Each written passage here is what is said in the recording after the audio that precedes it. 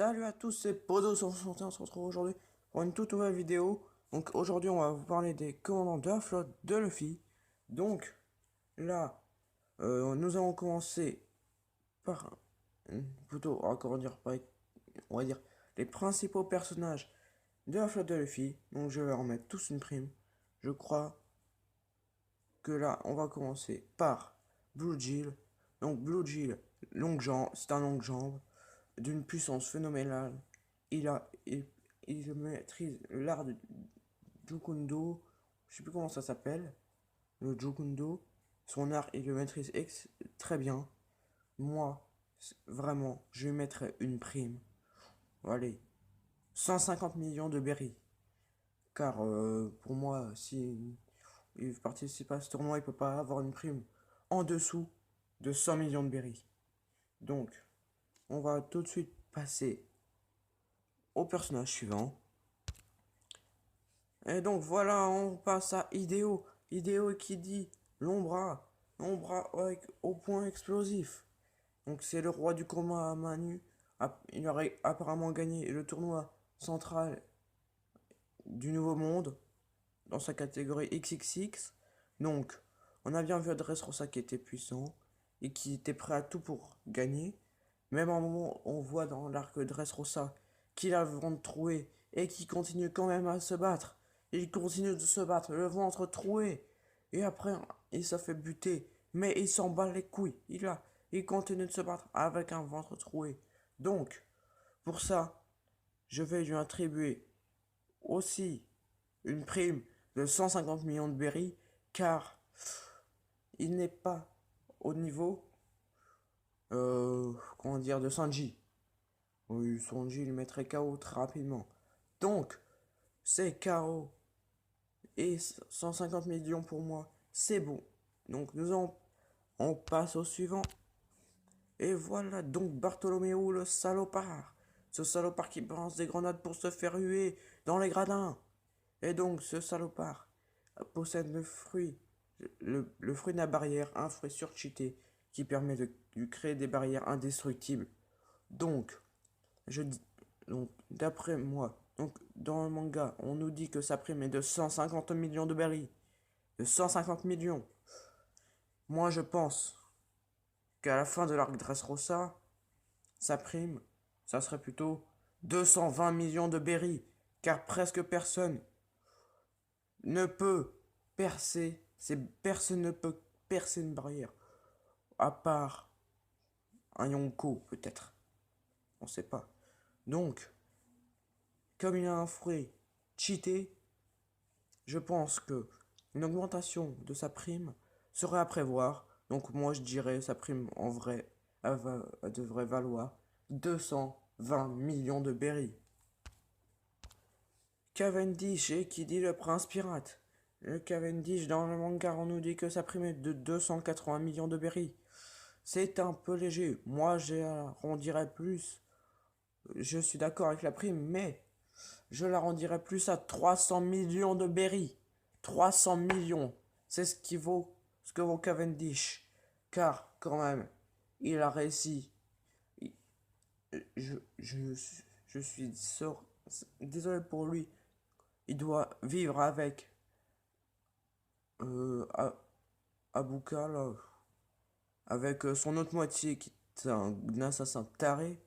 Mais lui, il doit vivre, il doit presque pas vivre. Il doit vivre, mais ça doit être chiant. Après, quand il passe sur son autre mode enragé. Donc, c'est pour ça que moi, je pense que la prime de 280 millions, elle est presque juste. Mais moi, je dirais 300 millions, c'est pile poil. Et bonne chance Cavendish pour la suite. Bonne chance. Nous passons, nous passons au géant à Arudin, qui est le plus grand participant du tournoi de l'arc Dressrosa. Donc, c'est un géant d'une puissance colossale. Je pense que Dory et Brogy, à eux deux, auraient du mal à le stopper. Donc, c'est pour ça que je lui mets une prime totale de 220 millions, car ses points sont destructeurs. et qui possède une volonté d'acier et une force colossale, car il a réussi à envoyer Matt Vichy en l'air alors qu'il fonçait sur lui avec ses 10 000 tonnes. 10 000 tonnes qu'il a envoyé en l'air pendant l'arc Dressrosa. Mais il s'est peut-être brisé plusieurs os, mais il a envoyé en l'air 10 000 tonnes. 10 000 tonnes, c'est énorme. Alors moi, je lui mets une prime de 220 millions de berries. Donc, et voilà, nous passons à Donsai, le commandant en chef de la marine des 8 trésors et aussi disciple du Hasoken.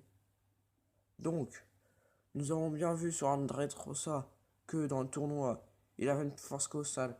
À un moment, on voit Kelly Funk lui mitraille de coups de poing, lui monte sur ses coups de poing et fout un bon gros coup de pied dans la tête, comme ça, au calme. Et ensuite il balance: je ne tolère pas qu'on s'en prenne à un de mes hommes. Et donc là, on peut voir que ce n'est pas n'importe qui. Et il a mis KO un seul coup un assassin aussi réputé que Kelly Funk, comme Doflamingo lui a fait ensuite. Donc, aussi après nous allons voir que il va tordre la, le, la, le crâne, le pic du crâne de son grand-père. Il va la pencher comme un gros salopard et va devenir le nouveau maître. Il pourra maintenant ouvrir là où son grand-père ne pouvait pas ouvrir depuis des années. Depuis des années. Son grand-père n'est pas y allé, mais lui maintenant va pouvoir y aller. Avec sa vrille de dragon trépant dans son pied. Il maîtrise la vrille de dragon trépant qui est vraiment un coup sur cheaté. Moi, ce que j'espère prochainement dans le manga, c'est qu'ils remettent le crâne à son père, grand-père plutôt, correctement, parce que comme ça, au cas où, en cas de besoin, il pourra les aider, parce que là, il n'y a plus d'aucune utilité. Donc, nous passons, nous passons à Doula et Jet, ces chasseurs ces assassins sans pitié. Ce sont des assassins, mais ils s'en prennent surtout comme ils se battent comme des lâches. Il y en a un qui attaque les gens qui distrait tout le monde par l'avant, et l'autre qui tue tout par l'arrière, qui bat tout le monde par l'arrière. Ce sont des salopards. Mais moi, je pense que leur prime quand même à chacun, à Doula et Jet, je leur mets chacun 100 millions de berries sur leur tête, car ils arrivent à la tête, à tenir tête à des monstres quand même. Tant que Lempo, c'est pas un... il est costaud quand même. Hein. Quand ils ont, là sur la photo on voit qu'ils ont mis Tank Lempo à terre, mais euh, ça n'a pas dû être facile. Hein. Mais je pense que 100 millions de berries pour eux, c'est à bonne prime, car après on les voit qu'ils se font défoncer comme des merdes. Déjà, Jet, je crois que c'est celui qui a le pantalon violet. Ouais, donc celui qui a le pantalon violet, en moins, je crois il est débile. Et voilà, il n'a pas beaucoup de cervelle. Donc, on va passer au suivant.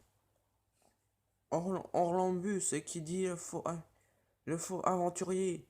Et c'est l'amiral de la flotte, Yonta Maria. Donc, et comment Orlambus est à la tête d'une flotte de navires. Il commande à peu près 50 navires de guerre. 50 navires. À lui tout seul. Et je crois qu'il a plus de 1000 matelots avec lui. Donc, Orlambus est cheaté, car à un moment, on va voir, ses techniques sont, à son titre, l'amiral Orlambus. Je crois qu'il a Amiral Hug, Killer Bulling, oui. À un moment, il fait autorité de l'amiral. Et après, il prend le premier, et il jette sur tous les autres qui se cassent la gueule. Donc, pour moi, je dirais une prime de 200 millions pour Orlambus. C'est le minimum qu'il faut. Donc, on a bientôt fini. Donc, je crois